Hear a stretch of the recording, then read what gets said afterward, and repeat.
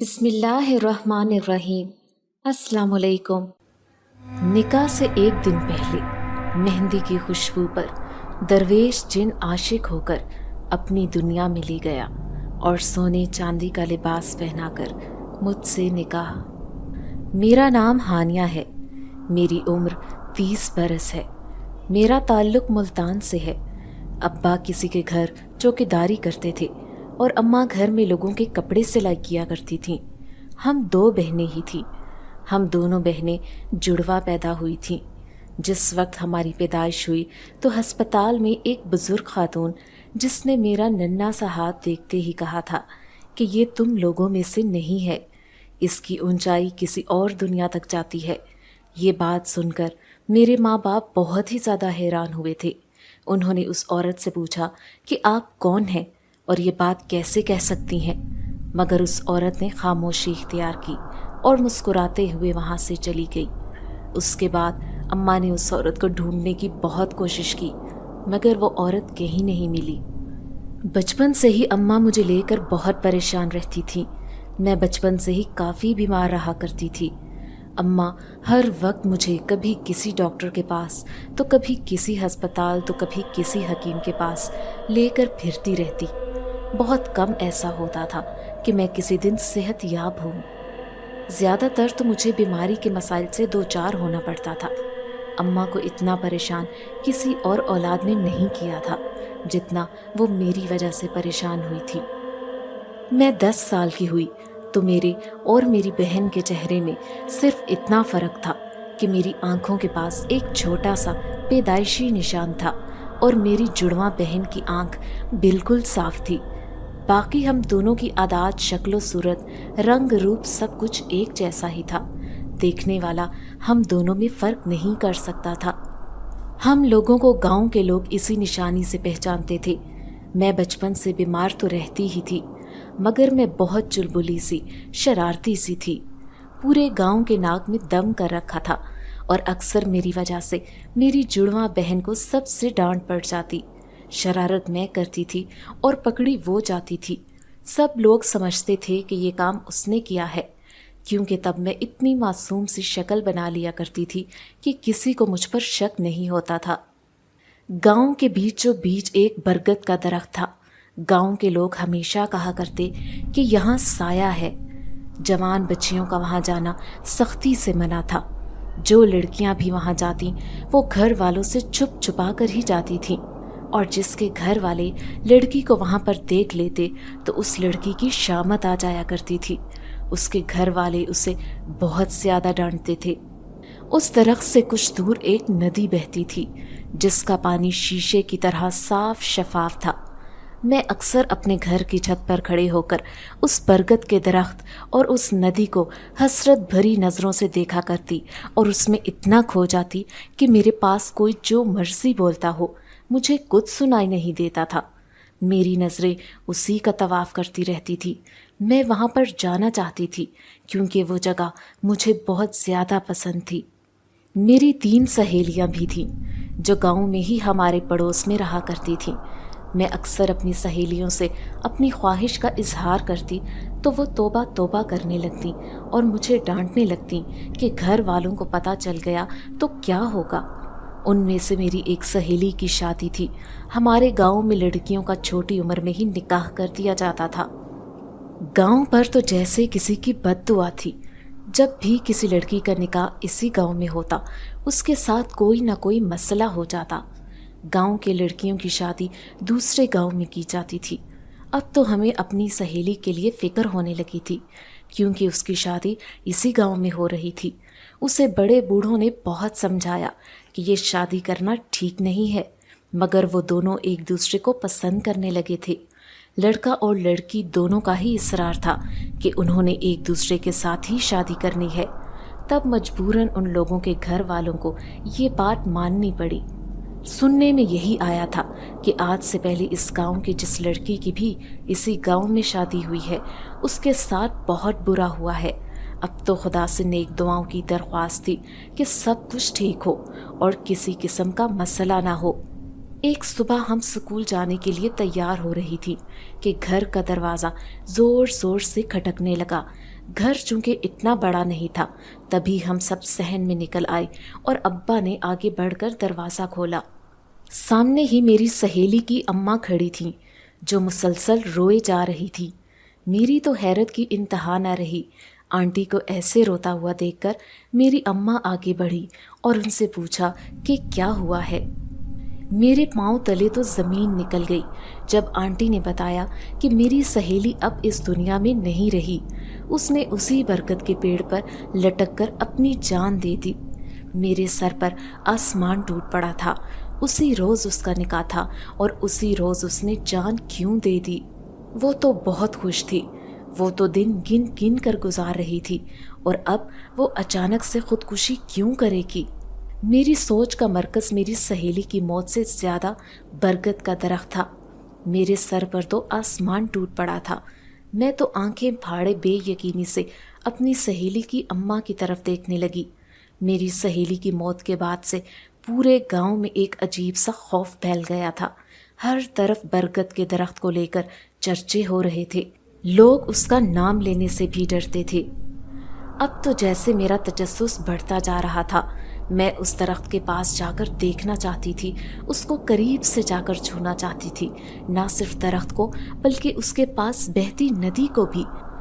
بہت پرکشش تھی وہ ندی، میرا ہر وقت دھیان اسی کی طرف رہتا تھا۔ میں جب اپنی خواہش کا اظہار اپنی سہیلیوں کے ساتھ کرتی تو یہ دیکھ کر اب تو میری سہیلیاں بھی مجھ سے ڈرنے لگی تھیں۔ ایک روز میں گھر میں اکیلی تھی، بخار میں تپ رہی تھی۔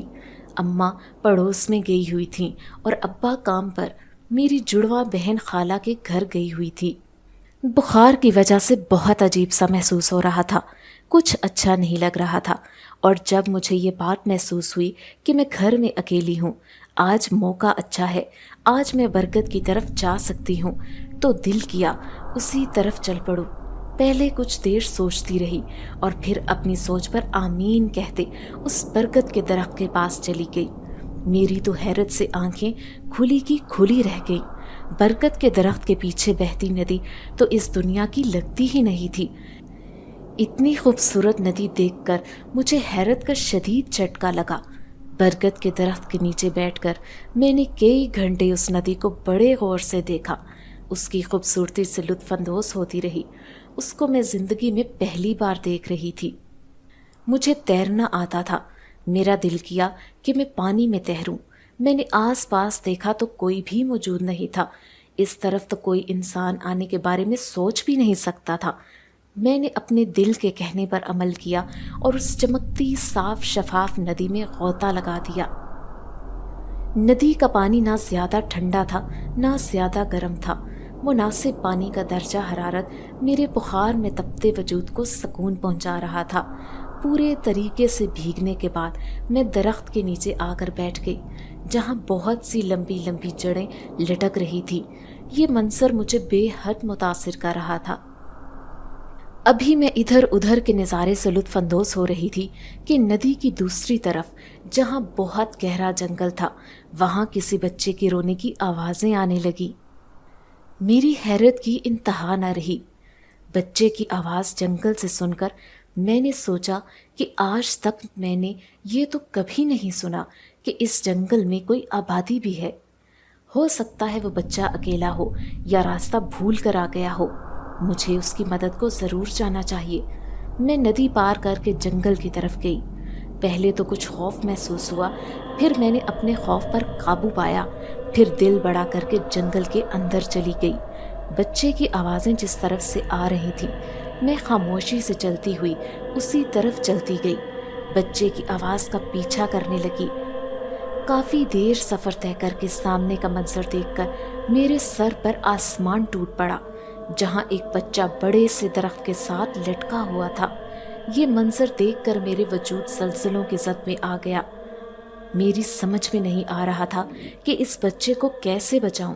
میں نے پہلے ادھر ادھر دھیان دیا کہ کچھ مل جائے جس کی مدد سے میں وہ بچہ نیچے اتار سکوں، لیکن گھنے جنگل میں ایسا کچھ بھی نہیں تھا۔ مجھے اونچائی سے ہمیشہ ڈر لگتا تھا، لیکن بچے کا رونا मेरे दिल को ची रहा था। तभी मैं अल्लाह का नाम लेती दरख्त पर चढ़ गई। मेरी हैरत से आंखें फटी की फटी रह गईं जब दरख्त पर चढ़ते ही उस बच्चे का रोना बंद हो गया। मैं एहतियात से कांपती टांगों से रेंगती हुई बच्चे के पास पहुंची और जल्दी से बच्चे को झपट लिया। बच्चे के चेहरे पर एक सफ़ेद रंग का कपड़ा दिया हुआ था। मुझे उस बच्चे को देखने का तजस्सुस हुआ, मगर मैं पहले इस जंगल से जाना चाहती थी। अभी मैं दरख्त से उतरकर नीचे आई ही थी कि उस बच्चे के मुंह से फिर से आवाज़ें आने लगीं, जैसे वो कुछ चबा रहा हो। मैंने उस बच्चे की आवाज़ को नज़रअंदाज किया और भागती हुई जंगल से बाहर आ गई। नदी के पास बैठते ही मैंने जैसे ही बच्चे के चेहरे से कपड़ा हटाया, बच्चे का चेहरा देखकर मेरी आंखें फटी की फटी रह गईं। इतना खूबसूरत बच्चा मैंने आज तक नहीं देखा था। इतनी बड़ी बड़ी आंखें, आंखें भी बेहद खूबसूरत, सुर्ख और सफ़ेद रंगत, प्यारे प्यारे छोटे से होंठ। वो बच्चा इस दुनिया का लग ही नहीं रहा था। पैरों के नीचे से ज़मीन तो तब निकली जब उसने आंखें झपकते हुए मुझे आप ही बोला। मैं आंखें फाड़े उसे ही देखने लगी। होश तो तब आया जब एकदम हर तरफ आंधी तूफान आने लगा। हवा से अजीब अजीब आवाज़ें आ रही थीं। मैं जल्दी से खौफसदा होती अपने गांव की तरफ भागी। बच्चा मेरे हाथ में था। बच्चा लिए मैं जैसे ही घर गई तो वहाँ मेरी अम्मा मेरा ही इंतज़ार कर रही थी और मुझसे गुस्से से पूछ रही थी कि तुम कहाँ पर थी, मैं कितनी देर से तुम्हारा इंतज़ार कर रही हूँ। मैंने अम्मा को देखा तो वो मेरी गोद में बच्चा देकर एकदम मेरे पास आई और बास पुरस करने लगी कि ये किसका बच्चा है, कहाँ से लेकर आई हो। अम्मा मुसलसल बोले जा रही थी। जब मैंने बच्चे के चेहरे से चादर हटाकर अम्मा को दिखाया, अम्मा से मैंने जंगल वाली बातें छुपा ली थीं। मैं जानती थी कि अगर मैंने उन्हें ये बात बताई तो वो मुझ पर बहुत ज़्यादा गुस्सा करेंगी। फिर मैंने माँ से कहा कि मुझे ये बच्चा बाहर से मिला है, मैं अपनी सहेली के घर जा रही थी, मुझे रास्ते में बच्चा मिला है। अम्मा को हमेशा से बेटे की ख्वाहिश थी, मगर अल्लाह पाक ने उन्हें बेटे की नेमत से महरूम रखा था। इस बच्चे को देखकर अम्मा पुरजोश हो गई थी। अम्मा ने बच्चे को कमरे में छुपा दिया और बोली कि अब से ये तुम दोनों का भाई है और अब कोई किसी को नहीं बताएगा कि हमारे घर बच्चा भी है। मैं अम्मा की बात मान गई और इस बच्चे से कमरे में जाकर खेलने लगी। मैं खुद भी ये बात किसी को नहीं बताना चाहती थी। मैं जानती थी कि ये बच्चा हमारे साथ रहे, मगर अब्बा ने इस बात से साफ इनकार कर दिया था। उन्होंने सुनते ही गांव भर में ऐलान करवा दिया कि अगर किसी का बच्चा गुम हुआ है तो वो आकर ले जाए, मगर कोई भी इस बच्चे को लेने के लिए नहीं आया। वो बच्चा हमारे घर में ही रहने लगा था। अगले रोज़ मेरा दिल बरगद के दरख्त के पास जाने को फिर से मचलने लगा। मैं खामोशी से घर से निकली और बरगद के दरख्त के पास जाकर बैठ गई। कई हफ्ते ऐसा ही चलता रहा। मुझे लगता था लोग तो ऐसे ही बातें बना रहे थे। मैंने गांव वालों से सुना था कि इस गांव की जिस लड़की की इसी गांव में शादी होने वाली होती थी, वो शादी से एक रोज़ कबल गायब हो जाती थी और फिर अगले रोज़ बरगद के दरख्त से लटकी हुई पाई जाती। लोगों का तो ये भी कहना था कि ये बरगद का दरख्त कंवारी लड़कियां मांगता है। मेरी सहेली की मौत को 1 साल हो गया था। उस दिन के बाद से अब फिर से कोई भी अपनी बेटी को उस गांव में ब्याहने के लिए सोचना भी नहीं चाहता था। मेरी हालत अब दिन ब दिन ख़राब होती जा रही थी। मेरा बुखार से बुरा हाल था। गांव की एक औरत ने बताया कि गांव से कुछ किलोमीटर के फासले पर एक पीर बाबा है जो कंवारी लड़कियों को दम कर देता है, जिससे वो बिल्कुल तंदुरुस्त हो जाती हैं और इन पर जिस जिन भूत का साया होता है वो उतर जाता है। मेरी अम्मा मुझे लिए अगले रोज़ ही उस पीर बाबा के पास पहुंच गईं। पीर बाबा ने मेरे हाथ को देखा तो कहने लगा, तुझे इसकी फ़िक्र करने की ज़रूरत नहीं, फ़िक्र उसकी की जाती है जो हमारी हो, ये हम में से नहीं है। अम्मा को मेरी पैदाइश का वक्त याद आ गया तो वो और घबराने लगी। उन्हें उस औरत की कही हुई बात याद आ गई थी। उसने भी यही अल्फाज कहे थे। लेकिन मुझे पीर बाबा की बात समझ ना आई। मैंने हैरानगी से पीर बाबा की तरफ देखा। उनकी बात सुनकर मेरे पैरों तले ज़मीन निकल गई। जब उन्होंने कहा, बरगद का पेड़ तेरे लिए ही बना था। अब तो उस पेड़ के पास गई है। अब तेरा गांव तेरे बाद अपनी बेटियों की शादियां सुकून से कर पाएगा, और जितनी जल्दी हो सके उस बच्चे को घर से निकाल दो। वो आम इंसान का बच्चा नहीं है। पीर बाबा की बात सुनकर मुझे शदीद हैरत का झटका लगा था। मेरी अम्मा तो खौफ से थर थर कांपने लगी थी। मेरी अम्मा तो हैरानगी से मुझे देखने लगी और मुझे लिए घर लौट आई। मेरी अम्मा ने मुझसे बरगद के दरख्त के बारे में पूछा तो मैंने उन्हें सब सच बता दिया कि मैं वहाँ अक्सर जाया करती थी और ये बच्चा भी नदी के दूसरी तरफ बने जंगल से लेकर आई हूँ। मेरी अम्मा का सांस उखड़ने लगा तो उन्होंने मुझे सख्ती से मना कर दिया कि अब मैं कभी भी उस पेड़ के पास नहीं जाऊंगी। लेकिन मुझे आदत हो गई थी। मैंने तो सोच लिया था कि कुछ भी हो जाए, मैं नदी के पास तो ज़रूर जाऊंगी और रात के अंधेरे में वो बच्चा उठाकर अम्मा गांव के बड़े से प्लॉट में फेंक आई जहां लोग कूड़ा फेंकने जाते थे। मैंने अम्मा को बहुत रोकना चाहा मगर उन्होंने एक ना सुनी और कहने लगी, तुमने घर में जिन के बच्चे को बना दी हुई है तो हम सबको किसी मुसीबत में मुब्तला करोगी तुम। अब अम्मा मुझ पर सख्ती करने लगी थी। मुझे मेरी बहन के साथ बाहर जाने की भी इजाज़त नहीं थी। मैं घर में कैद होकर रह गई थी। हर वक्त इस पर निगरानी की जाती कि मैं कहीं उस पेड़ की तरफ ना चली जाऊं। कई रोज़ अम्मा के डर से मैं घर से ना निकली।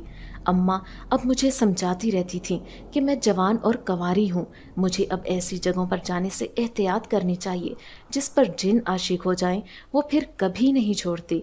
ऐसी लड़कियों की शादी नहीं होने देते और अक्सर शादी हो भी जाए तो भी वो उसका पीछा नहीं छोड़ते, उसकी ज़िंदगी बर्बाद कर देते हैं, उसकी औलाद को कत्ल कर देते हैं, उसका जीना मुहाल कर देते हैं। मुझे इन सब बातों पर यकीन नहीं था, इसलिए अम्मा की बातों को नज़रअंदाज कर देती थी। ऐसा भला कहाँ मुमकिन है? जिन्नात की अपनी दुनिया है, वो अपनी ज़िंदगी में मगन है और हमारी अपनी दुनिया है, हम अपनी दुनिया में मगन हैं। उनका हम इंसानों से क्या लेना देना? मेरी तबीयत संभल नहीं रही थी। मुझे बहुत तेज़ बुखार था जो कि किसी तौर भी कम नहीं हो रहा था। कभी कभी मैं बुखार की शिद्दत से बेहोश हो जाती थी और कितनी देर तक मुझे होश नहीं आता था। अब तो सब परेशान रहने लगे थे। मेरी जुड़वा बहन मेरी फिक्र में आधी हो गई थी। अम्मा अब्बा को हर बात पर एक ही बात कहती कि ये उसी बरगद के दरख्त की नहुसत है जो मेरी बेटी पर पड़ रही है। एक रोज़ अब्बा शहर गए, वापस आए तो अम्मा को एक तावीज़ दिया और बोले रात सोते वक्त इसके गले में डाल देना। इस पर अगर कोई साया हुआ तो वो टल जाएगा, फिर उसे कभी भी तंग नहीं कर सकेगा। अब्बा हर रोज़ मुझे किसी बाबा का तावीज़ ला कर देते और वो मैं गले में पहने बेहोश हो जाती। दूसरे ही दिन अम्मा ने वो तावीज़ पहनने को बोला तो मैं तावीज़ पहनने से इनकार कर दिया और बोली कि मेरा अब दिल नहीं करता कि मैं नदी के पास जाऊं, मैं अब कभी भी उस तरफ नहीं जाऊंगी। ये सुनकर अम्मा मुतमईन हो गई थी। अम्मा को तसल्ली हो गई थी। मैंने भी अम्मा को दिखाने के लिए नाटक किया था और कई रोज़ दरख्त के पास नहीं गई थी और हर वक्त उस दरख्त की बुराई करती रहती थी। ये कहती थी कि मुझे उस दरख्त से खौफ महसूस होता है। दर हकीकत मुझे उसमें इंतहाई कशिश महसूस होती थी। ऐसे लगता था जैसे मुझे वहाँ पर कोई बुला रहा है, कोई अनजानी सी ताकत मुझे अपनी जानिब खींच रही है। कई रोज़ जब मैं नदी के पास न गई तो एक रात मुझे ख्वाब आया कि मैं बरगद के दरख्त के पास हूँ और उस दरख्त पर झूला डालकर झूल रही हूँ। कुछ दिन गुजरे तो मैं अपनी आदत के मुताबिक फिर से बरगद के दरख्त के पास जाने लगी। नदी के पास नन्हे नन्हे फूल उगे थे। मैं वहाँ बैठकर हर रोज़ उस बरगद के दरख्त और उस नदी से वादा करती कि मैं शादी नहीं करूँगी बल्कि रोज़ तुम दोनों से मिलने आऊँगी। मुझे ऐसा लगता था मेरी इस बात पर दरख्त झूम उठा हो, उससे पत्ते गिरने लगते थे और ऐसे लगता था जैसे वो मेरी बात पर खुशी का इजहार कर रहा हो। कोई आम इंसान मुझे ऐसे बेजुबान जानदारों से बात करता देख लेता तो यकीनन मुझे पागल समझता या मुझ पर भूत परीत का साया इस बात का यकीन कर लेता। अब मैं जवान हो चुकी थी। शहर वाले रिश्तेदारों ने कहना शुरू कर दिया था कि उसकी शादी कर दो, जवान हो गई है। मगर अब्बा अम्मा गांव के हालात की वजह से मेरी शादी नहीं करते थे। कुछ मेरी तबीयत भी अक्सर ख़राब हो जाती थी तो अम्मा का ये कहना था कि जब तक मैं मुकम्मल तौर पर सेहत याब नहीं हो जाती वो मेरी शादी नहीं करेंगी। بعد میں سسرال میں مجھے بہت سے مسائل کا سامنا کرنا پڑ سکتا تھا، لیکن کب تک ہم دونوں بہنوں کو گھر بٹھا کر رکھتے؟ میری خالہ جو شہر میں رہتی تھیں، اس نے اماں سے میرا رشتہ مانگ لیا۔ لڑکا بھی پڑھا لکھا تھا۔ اماں نے تھک ہار کر میرا رشتہ خالہ کے بیٹے سے طے کر دیا۔ مگر اب ایک نئی پریشانی نے آن گھیرا تھا کہ گھر پر 2 وقت کی روٹی کھانے کو ملتی نہیں تھی تو جہیز کا سامان کہاں سے لاتے؟ میری خالہ نے امی سے کہا کہ انہیں جہیز کا لالچ نہیں ہے، انہیں کچھ بھی نہیں چاہیے، مگر میری ماں مجھے خالی ہاتھ رخصت نہیں کرنا چاہتی تھی۔ وہ کہتی تھی بیٹیاں پیدا ہوں تو ان کا جہیز کا سامان بننے لگتا ہے۔ میری اماں کو بھی ہمارے پیدا ہوتے ہی ہمارے جہیز کی فکر لگ گئی تھی، لیکن حالات کچھ اس طرح کے تھے کہ کبھی بھی اماں جہیز کے لیے پیسے نہ جوڑ سکی۔ اس پر گاؤں بھر میں اڑنے والی افواہیں۔ لیکن اب اماں پریشان رہنے لگی تھیں کیونکہ خالہ جلدی شادی کرنا چاہتی تھیں۔ ابا بھی دن بھر فکر مند رہتے۔ ابا نے اپنے مالک سے کچھ پیسے ادھار مانگے تو مالک نے خوش دلی سے 2 لاکھ کا قرضہ ابا کو دے دیا اور بولے کہ یہ میری طرف سے تمہاری بیٹی کے لیے تحفہ سمجھ لینا اور اس کو واپس کرنے کی فکر نہ کرنا، یہ تمہاری بیٹی کے لیے تحفہ ہے۔ ابا خوشی سے آنسو بہاتے گھر آئے تو ہم سب کی جان لبوں پر آ گئی۔ ہم نے ابا سے پوچھا کہ آخر ہوا کیا ہے، تو ابا نے 2 لاکھ روپے نکال کر اماں کے سامنے رکھے اور بولے کہ اپنی بہن سے بولو، جب دل کرے تب بارات لے آئے۔ اماں تو اتنے روپے دے کر حیران رہ گئی تھیں۔ اماں نے ابا سے پوچھا کہ کہاں سے آئے ہیں اتنے پیسے؟ تو ابا بولے کہ میرے مالک نے تحفے میں دیے ہیں۔ ہم سب اس امداد غیبی پر بہت ہی زیادہ خوش تھے۔ ہم سب تو ابا کے مالک کی فراخ دلی پر حیران تھے۔ اگلے روز ابا کام پر گئے تو مجھے بھی ساتھ لے گئے تاکہ میں بھی مالک کا شکریہ ادا کر سکوں جو انہوں نے مجھے اتنا خوبصورت تحفہ دیا۔ میں نے مالک سے جا کر شکریہ کیا تو وہ حیران ہونے لگے اور بولے کہ کس بات کا شکریہ؟ میں نے حیرت سے ابا کی طرف دیکھا تو ابا مسکرانے لگے اور مالک سے بولا جو کل آپ نے میری بیٹی کو 2 لاکھ کا تحفہ دیا ہے اس کا شکریہ بول رہی ہے۔ مالک پہلے تو سنجیدگی سے ہمیں دیکھنے لگے، پھر بولے تو ہمارے سر پر آسمان ٹوٹ پڑا جب مالک نے کہا کہ کون سے 2 لاکھ روپے؟ میرا دماغ خراب ہے جو میں ایک ملازم کی بیٹی کو 2 لاکھ روپے دوں گا؟ ابا کی تو حیرت سے آنکھیں پھٹی کی پھٹی رہ گئی جب مالک نے کہا کہ کہیں تم نے میرے پیسے چوری تو نہیں کیے؟ میرا تو خوف سے وجود کانپنے لگا تھا۔ ابا پر الزام لگایا جا رہا تھا۔ ابا رونے لگے اور کہنے لگے کہ مجھے معاف کر دیں، میں نے کوئی چوری نہیں کی۔ مالک نے اپنے خاص بندے کو بلایا اور بولا کہ اس کی تجوری چیک کرے، کہیں اس میں سے پیسے کم تو نہیں ہوئے۔ ملازم نے جیسے ہی پیسے چیک کیے، پیسے پورے تھے۔ مالک نے ابا اور مجھے گھر سے جانے کو بولا۔ ابا مجھے لیے گھر واپس آ گئے، لیکن یہ کیسے ہو سکتا تھا؟ یہ بات ہم دونوں کی سمجھ سے بالا تر تھی۔ فی الحال ہم دونوں نے اس بات کو یہیں بند کر دیا اور ابا نے مجھے اماں سے کچھ بھی کہنے سے منع کر دیا تھا۔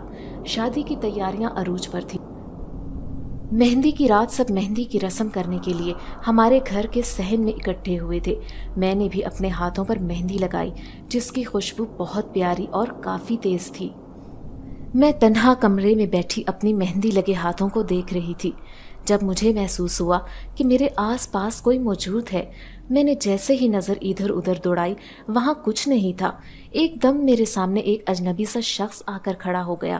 میری تو روح کانپ گئی تھی کیونکہ میں اس شخص کو نہیں جانتی تھی اور میں یہ سوچ رہی تھی کہ اگر کسی نے بھی اس کو میرے ساتھ دیکھ لیا تو ہنگامہ کھڑا ہو جائے گا، مجھ سے طرح طرح کے سوال پوچھے جائیں گے، سب مجھ پر شک کریں گے۔ میں اپنی جگہ پر سہم کر رہ گئی تھی۔ میں نے اس سے پوچھا کہ وہ کون ہے۔ میرے پیروں تلے زمین نکل گئی جب اس نے کہا کہ میں ایک درویش جن ہوں اور میں اسے بہت پیاری لگی تھی۔ وہ مجھ سے شادی کرنا چاہتا تھا اور اپنی دنیا میں لے کر جانا چاہتا تھا اور میری مہندی کی خوشبو اسے میرا دیوانہ بنا رہی تھی۔ میں بہت خوفزدہ ہو گئی۔ میں نے بہت کوشش کی کہ میں چیخ کر باہر آواز دے دوں، اماں کو آواز دے دوں۔ میں نے کوشش کی مگر میرے گلے سے آواز نہیں نکلی تھی۔ اس نے مجھ سے کہا کہ میں تمہیں تب سے جانتا ہوں جب سے تم ندی پر جا رہی ہو۔ میں بھی اکثر وہاں پر جاتا ہوں اور اکثر تمہیں وہاں پر میں نے دیکھا تھا۔ میں اس برگد کے درخت پر رہتا ہوں، میری رہائش وہیں پر ہے۔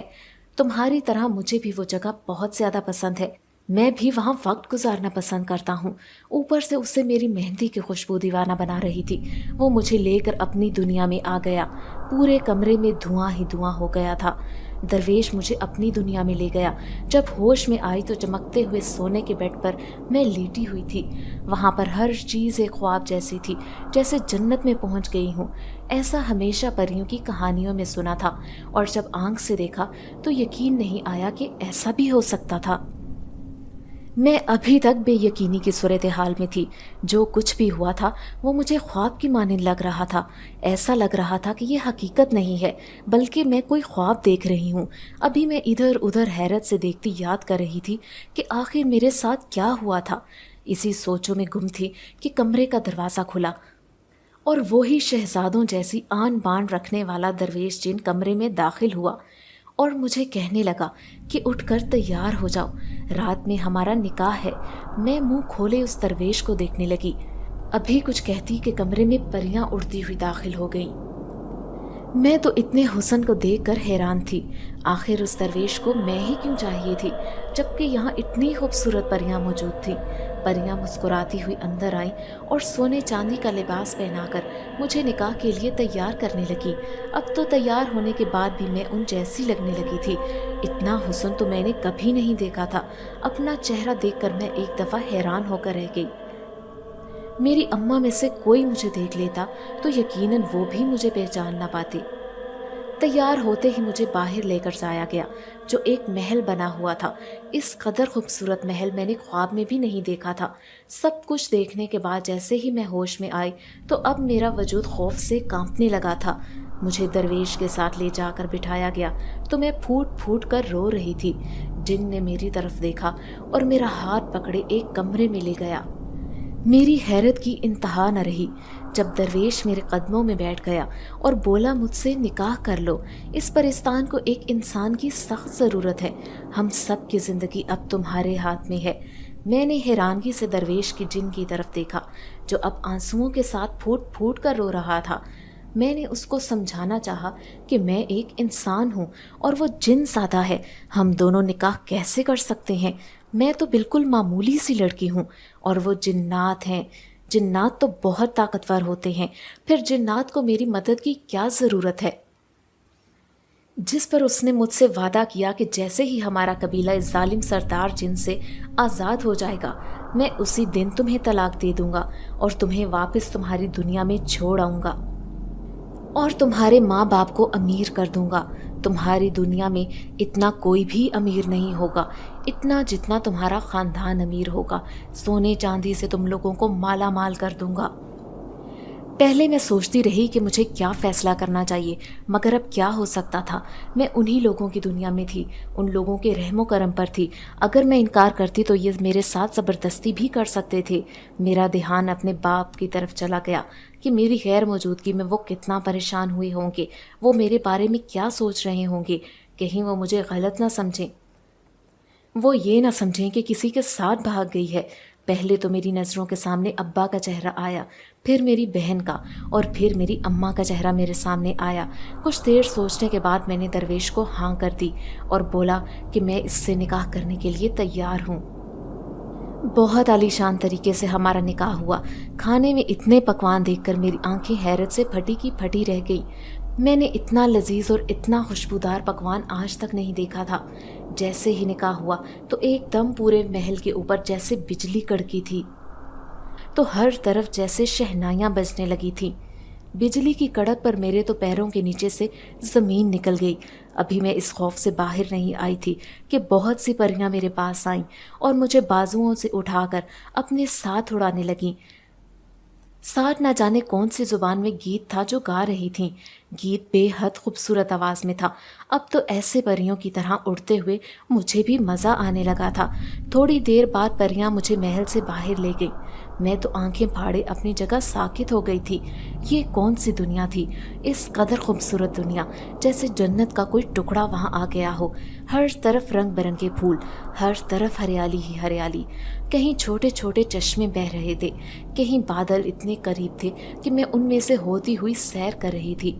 نہ زیادہ سردی تھی نہ زیادہ گرمی، بہت پیارا موسم، اس پر اتنی خوبصورت جگہ۔ میرا دل کیا میں وہاں ہی رہ جاؤں۔ کافی دیر سیر کرتے ہوئے پریوں نے مجھے سیدھا میرے کمرے میں پہنچایا۔ जहां वो दरवेश शहजादा हाथ बांधे खिड़की में से ना जाने क्या देख रहा था। मैं जैसे ही कमरे में गई, दरवेश ने मेरी तरफ मुड़ कर देखा और बोला कि खामोशी से सो जाओ, कल से तुम्हारी सारी जिम्मेदारियां तुम्हें समझा दी जाएंगी। अब एक तुम ही आखिरी जरिया हो इस कबीले को सरदार जिन से आज़ादी दिलवाने का। मैं दरवेश की बात को समझते हुए बिस्तर पर लेट गई, लेकिन ये क्या, वो बिस्तर कम और फूलों का गुलदस्ता ज्यादा मालूम हो रहा था। इतना नरम मुलायम बिस्तर पर मैं लेटते ही नींद की वादियों में गुम हो गई थी। वहां पर नींद ऐसी थी जैसे न जाने कितने सालों से मैं सो रही थी। मुझे सोए अभी कुछ वक्त ही गुजरा था। मैंने ख्वाब में देखा कि मैं एक बहुत बड़े जिन के साथ लड़ रही हूँ। हर तरफ आग ही आग है। मैं बहुत परेशान हूँ। हर तरफ फौज की भरमार है। उसी वक्त ख्वाब में मैंने देखा कि मैं सब्ज लंबा फ्रॉक पहने, सर पर ताज सजाए, बड़ी सी लाल सीट वाली कुर्सी पर बैठी हूँ और मेरे पास मुलाजिम खड़े मुझे पंखा झल रहे हैं। कोई मुझे बहुत लजीज शरबत बनाकर दे रहा है, कोई मुझे फल खिला रहा है और मेरे सामने परियों का जुनून एक हजूम लगा हुआ था जो तालियां बजा रहा था, मेरा नाम ऊंचा ऊंचा पुकार रहा था और सब हमारी नई सरदारनी पुकार रहे थे। फिर एकदम सब गायब हो गया और मैं फूलों के बाग में खड़ी गोल गोल घूम रही थी और मेरे पीछे सर पर ताज सजाए मेरा दरवेश शोहर खड़ा हो जाता है और मेरे हाथों को पकड़कर घुटनों के बल बैठकर मेरे हाथों पर अपना सर टिका देता है। और फिर मेरी आंख खुल गई। मैं एकदम उठकर बैठी तो बौखलाई हुई थी। उठकर देखा तो मेरा शौहर अभी भी इसी तरह खड़ा खिड़की से बाहर देख रहा था। मेरे उठने पर मुड़ा तो मुझे हैरत से देखने लगा। मुझे उसकी बात पर बहुत हैरत हुई जब उसने कहा, तुम इंसान कितना सोते हो, पिछले 1 साल से तुम मुसलसल सो रही हो, ऐसे कैसे हमारे कबीले को आज़ाद करवाओगी। अपने शौहर की बात पर तो मेरी आंखें उबल पड़ी थीं। वो मेरे अंदाज पे मुस्कुराने लगा और कहने लगा, तुम्हारी दुनिया के वक्त में और हमारी दुनिया के वक्त में बहुत फ़र्क है। तुम्हारी दुनिया का एक लम्हा हमारे यहाँ कई साल के बराबर है। मेरा शौहर बोला कि अब अगर मैं उठ गई हूँ तो जल्दी से फ्रेश हो जाऊँ। मैंने कपड़े तब्दील किए तो परियां मुझे तैयार करने आ गईं और बहुत प्यारा सा तैयार करके चली गईं। मैं जिस वक्त नाश्ते की टेबल पर बैठी तो परियां उड़ती हुई मेरे आगे लजीज लवाजमात रखने लगीं। मैंने नाश्ता किया और अपने शौहर के साथ बाहर फिरने चली गई। मेरे शौहर ने पूरा कोहकाफ का कबीला घुमाने के बाद मेरा हाथ कसकर पकड़ लिया और मुझे एक ऐसी जगह लेकर गया जिससे 1000 किलोमीटर दूर से ही आग की तपिश महसूस होने लगी थी। चूँकि मैं एक इंसान थी तभी मुझे आग की तपिश बहुत पास से महसूस हो रही थी। मैंने दरवेश को बताया तो उसने अपनी जेब में से एक बड़ा सा शॉपरनुमा हड्डी निकाल कर मुझे पकड़ाया, जिसको मैंने अपने ऊपर पहन लिया। अब मुझे बिल्कुल भी तपिश महसूस नहीं हो रही थी। मेरा शौहर मुझे उस जगह ले गया जहाँ हर तरफ आग ही आग थी और बहुत से जिन और परियां एक बड़े से जिन के आगे पीछे मुरझाए चेहरों के साथ काम कर रहे थे। वो जिन अपने मुलाजमीन पर तशद्दुद करता और उनको पकड़कर आग में फेंक देता। मैं बहुत गौर और खौफ से उस सब मंजर को देख रही थी जब मेरे शौहर ने मुझे आवाज़ दी। मैं चौंक कर एकदम शौहर को देखने लगी। मैंने अपने शौहर से बोला कि ऐसा ही जिन बचपन से मेरे ख्वाब में आता था और अब जब मैं सोई हुई थी तो मैंने इसके साथ खुद की लड़ाई देखी। मैं इसके साथ बहुत लड़ रही हूँ और हर तरफ आग ही आग है। जिसे सुनकर मेरा शौहर मुस्कुराने लगा। मुझे उसकी मुस्कुराहट बहुत अजीब लगी थी। तभी उसने पूछा कि मुस्कुरा क्यों रहे हो, तो उसने मेरा हाथ थामा और वापसी का रास्ता लिया। एक बहुत ही प्यारे झोंपड़ी नुमा घर में मुझे ले जाया गया। वहाँ पर हर तरफ एक ख्वाबनाक माहौल बनाया गया था। मेरे शौहर ने बोला, आओ आज मैं तुम्हें एक कहानी सुनाता हूँ, फिर कल से तुम्हें अपनी फौज तैयार करनी है। मेरे शौहर ने मुझे एक लड़की की कहानी सुनाई। कहते हैं एक बहुत मासूम सी प्यारी सी लड़की पैदा हुई अस्पताल में। मैं उस अस्पताल के बाहर से गुजर रहा था तो मुझे उस अस्पताल में से जिन सादी की खुशबू आई। मैं पहले तो मुझे बहुत हैरत हुई, फिर मैं जल्दी से अस्पताल के अंदर चला गया और जिस वार्ड से जिन सादी की खुशबू आ रही थी उस तरफ मुड़ गया। वहाँ एक प्यारी सी बच्ची थी, बहुत खूबसूरत परियों की मानिंद। मैंने एक अम्मा का रूप लिया और उस बच्ची का हाथ थामकर उसकी अम्मा से कहा कि ये उस दुनिया की नहीं है और उसके बड़े होने का इंतज़ार करते हुए वापस आ गया। फिर जब वो बड़ी हुई तो मैंने कई बार उसे अपने पास बुलाया। کبھی درخت پر چڑھ کر، کبھی پانی میں بہہ کر، کبھی تنہائی میں تو کبھی ہجوم میں وہ میرے پاس بیٹھ کر بہت سکون محسوس کرتی تھی۔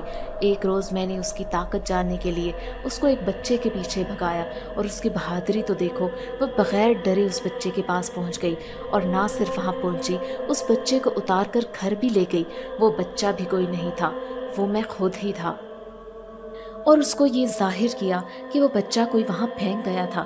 پھر جس روز وہ بچی ایک پیر بابا کے پاس گئی تو میں نے پیر بابا کی شکل اختیار کر لی اور اس کو بولا کہ یہ بچہ اس دنیا کا نہیں ہے، اور پھر وہ جوان ہوتی گئی اور ایک روز اس کی شادی طے ہو گئی، لیکن وہ تو اپنے پیدا ہوتے ہی اس دنیا کے لیے بن گئی تھی، پھر وہ وہاں کیسے رہ سکتی تھی؟ اسی لیے میں اسے چھپ کر یہاں سے لے آیا۔ میں بہت غور سے اپنے شوہر کی کہانی سن رہی تھی، اور پھر ایک دم جیسے دماغ میں ہلچل مچ گئی۔ یہ کہانی تو جیسے کہیں سنی ہوئی تھی یا کہیں دیکھی ہوئی تھی۔ میں نے دماغ پر زور ڈالا تو اس کہانی میں خود کو وہ بچی پایا۔ میں نے حیرت سے اپنے شوہر کی طرف دیکھا جو مسکرا رہا تھا۔ میرے تو پیروں کے نیچے سے زمین نکل گئی تھی۔ میں نے اپنے شوہر سے پوچھا کہ برگد کا پیڑ کون تھا، تو میرے شوہر بولا کہ برگد کے پیڑ پر میں رہا کرتا تھا اور اس ندی کے ذریعے میں اپنی دنیا میں واپس آتا تھا۔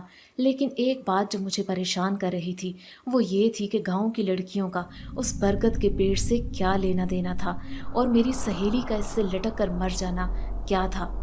جب اس بات کا ذکر میں نے اپنے شوہر سے کیا تو وہ بولے کہ میری سہیلی کو میرے شوہر نے نہیں بلکہ اسی سردار نے مارا تھا جس کے ساتھ تمہاری جنگ ہے، پرستان واسیوں کی خاطر، اور وہ تمام لڑکیاں بھی اسی سردار کے قبضے میں ہیں۔ اب مجھے اس سردار پر غصہ آنے لگا تھا۔ میرا شوہر مجھے بات بتا رہا تھا، ایک دم میری طرف حیرت سے دیکھنے لگا۔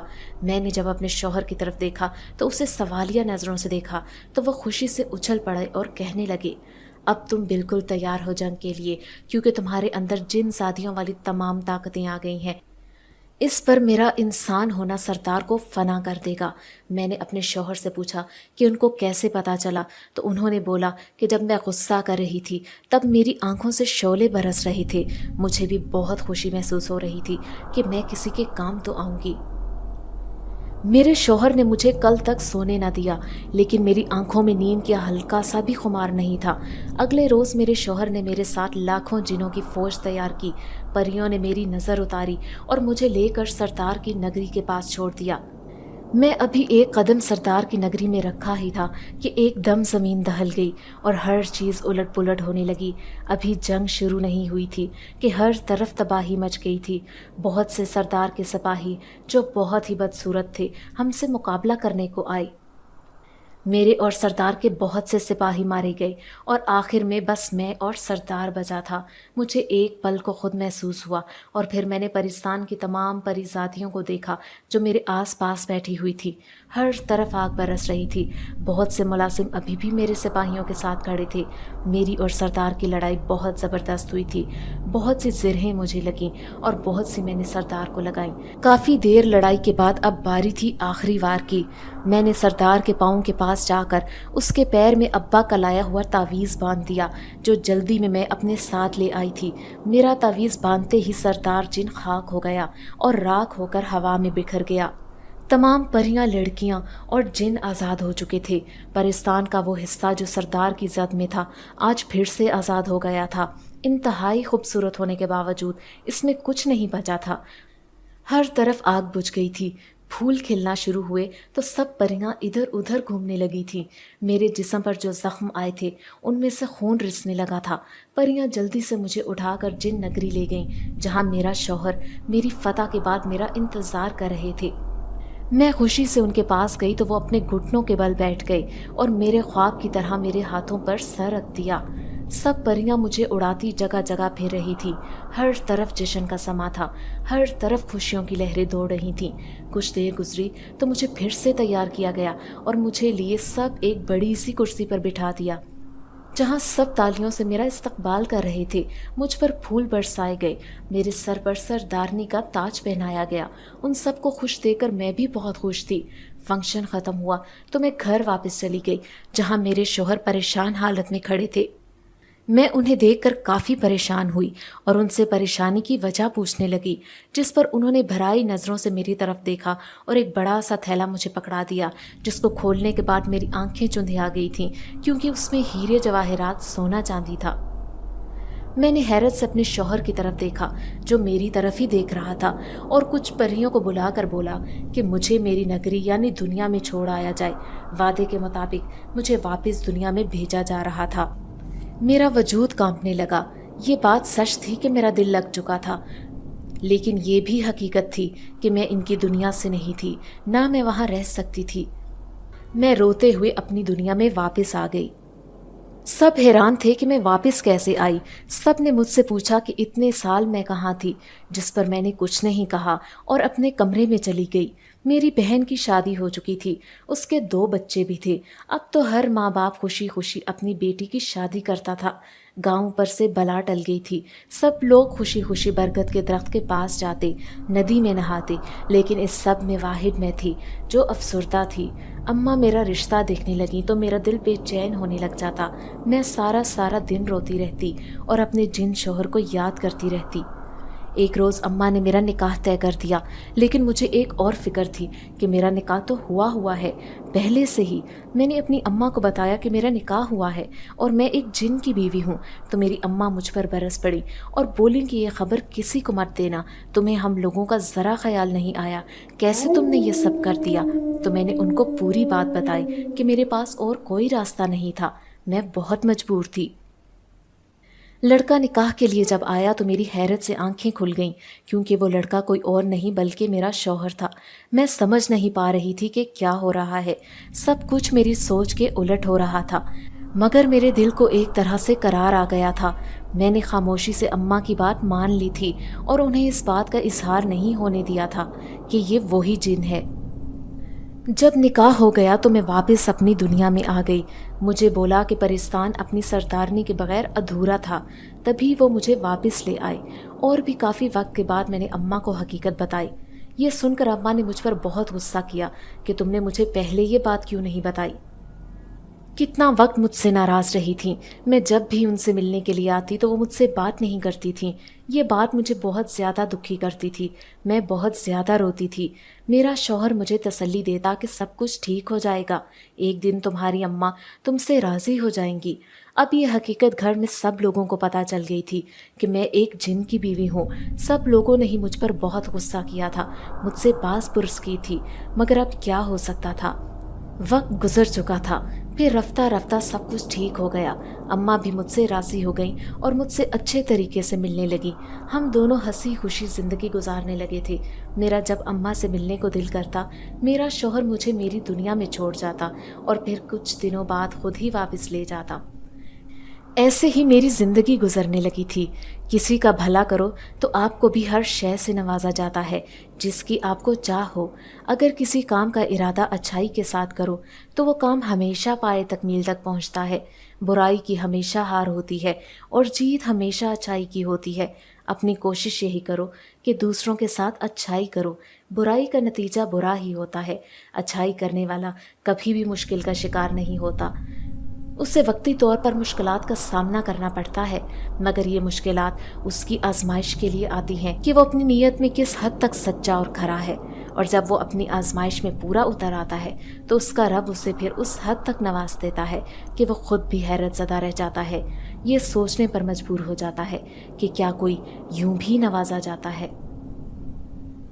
अगर आपको हमारी आज की कहानी पसंद आई है तो वीडियो को लाइक कीजिए, शेयर कीजिए और चैनल को सब्सक्राइब करके बेल आइकॉन को प्रेस कीजिए ताकि आपको हमारी हर नई आने वाली वीडियोस के नोटिफिकेशंस बर वक्त मिलते रहें।